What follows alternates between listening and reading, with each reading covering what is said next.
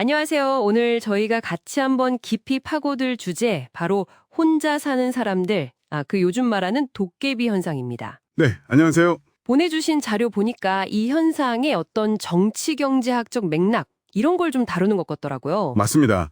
이게 생각보다 되게 여러 가지 측면이 얽혀 있는 문제거든요. 그렇죠. 요즘 뭐 혼밥, 혼술은 기본이고, 뭐 혼캠, 혼코노 이런 말까지 나왔잖아요. 네네. 정말 혼자가 하나의 큰 흐름이 된 것 같아요. 이게 왜 이럴까요? 자료에 그 플라톤 향연 이야기도 나오던데? 아, 네. 그 인간은 원래 반쪽을 찾아 헤매는 존재다, 뭐 이런 얘기요. 네. 근데 이제는 뭐 제우스의 저준을 넘어서 인류가 반격이라도 시작한 건가? 약간 이런 생각도 들고요. 아하, 뭐 그렇게 볼 수도 있겠네요. 흥미로운 관점인데요. 그래서 오늘 저희 미션은 이 도깨비 현상이 도대체 왜 나타났고 또 이게 뭘 의미하는지 좀 깊이 있게 들여다보는 겁니다. 네, 좋습니다. 자, 그럼 바로 한번 시작해 볼까요? 네, 보통은 이게 저출산 때문이다 아니면 뭐 고령화 때문이다 이렇게 생각하기 쉽잖아요. 네. 많이들 그렇게 보시죠? 근데 이 자료를 보니까요. 그게 꼭 그렇지만은 않다는 거예요. 모든 연령대, 특히 그 청년층하고 중장년층에서 1인 가구가 엄청 빠르게 늘고 있다면서요. 맞습니다. 그 통계청 자료만 봐도 그렇죠.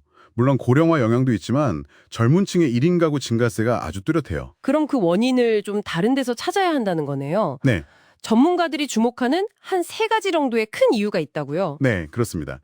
첫 번째는 경제 성장하고 사회 보장 제도가 발달했기 때문이라는 분석이에요. 경제성장과 사회보장제도요. 네, 그 로버트 엘릭슨이라는 교수의 연구를 보면 국가가 좀 부유해지고 복지가 좋아질수록 가구 규모는 작아지는 경향이 있거든요. 그러니까 혼자 살아도 될 만큼 경제적으로나 사회적으로 좀 여건이 나아졌다. 이런 뜻인가요? 그렇죠. 예전보다 혼자 사는 게 훨씬 더 가능해진 거죠. 경제적으로요. 그래서 그런지 요즘 1인용 소형 가전 되게 많잖아요. 간편식 시장도 엄청 커졌고, 뭐 공유 주거 이런 것도 늘고요. 네, 다 그런 맥락에서 볼 수 있는 현상들입니다. 혼자 살기 편한 환경이 만들어지고 있는 거죠. 확실히 그런 경제적인 기반이 중요하겠네요. 근데 이게 전부는 아닐 것 같아요. 뭔가 좀 문화적인 변화 이런 것도 있지 않았을까요? 정확히 보셨습니다. 그게 바로 두 번째 핵심 요인인데요.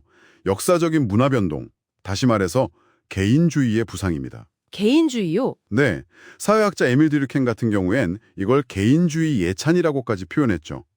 집단보다는 개인이 더 중요해지는 시대가 왔다는 겁니다.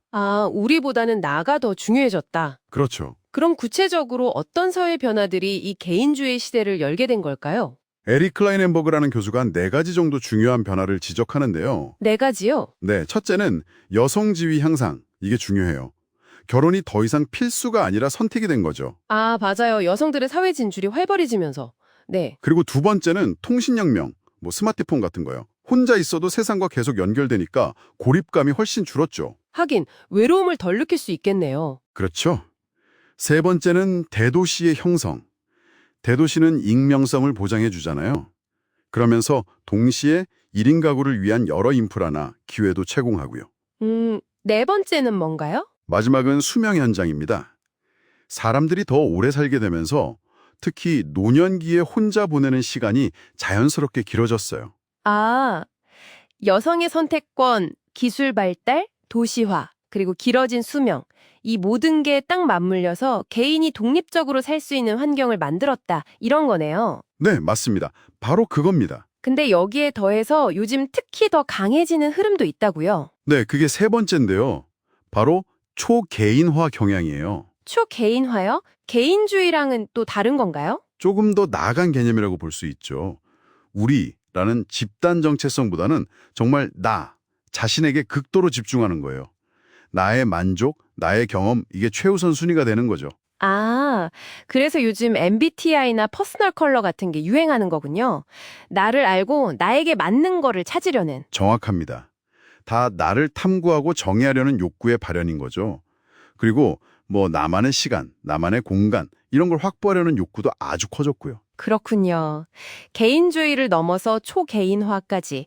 이 모든 흐름 속에서 그럼 한국 상황은 좀 어떤 편인가요? 한국 상황이 좀 주목할 만한데요.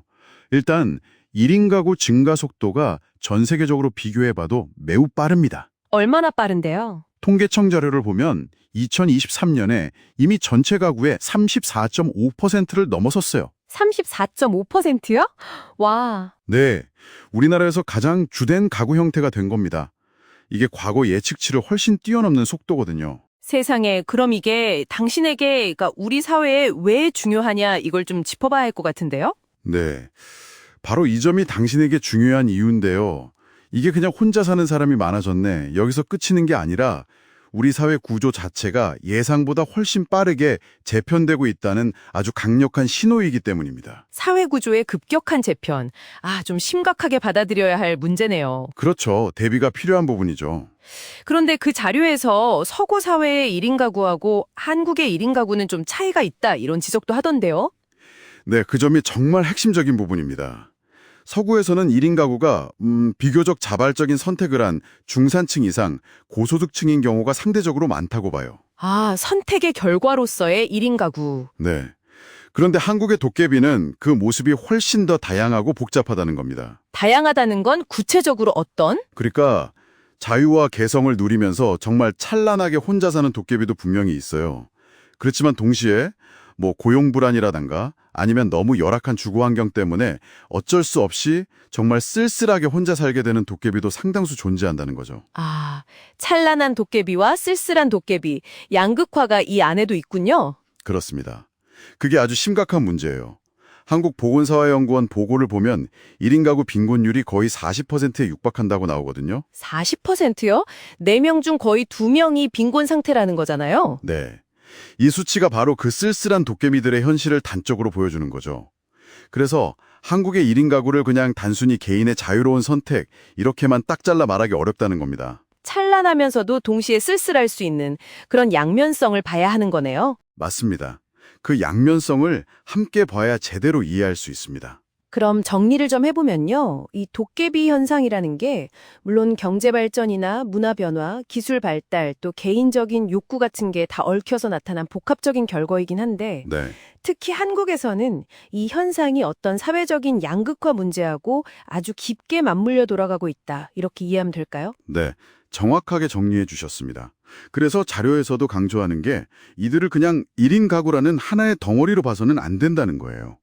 그 안에 다양성을 봐야 한다? 그렇죠. 그 다양성을 이해하고 각자가 처한 상황에 맞는 좀 섬세한 지원이 필요하다는 거죠. 예를 들면 삶의 질을 높이는 정책이라던가 사회 안전망을 좀 더 튼튼하게 만든다던가 하는 것들이요. 네, 꼭 필요한 부분이겠네요. 근데 여기서 우리가 한 걸음 더 나아가서 이런 질문을 던져볼 수도 있을 것 같아요. 어떤 질문일까요? 자료에서도 인용한 옛말 있잖아요. 10길 물속은 알아도 한 길 사람 속은 모른다. 네네. 우리가 지금 통계나 트렌드를 분석했지만 사실 그 이면에는 정말 천만 가지 다른 사연을 가진 사람들이 있는 거잖아요.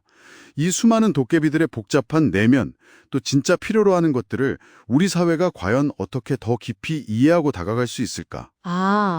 통계 너머의 사람을 보는 방법이 뭘까? 네, 한 번쯤 당신도 진지하게 생각해 보시면 좋을 문제인 것 같습니다.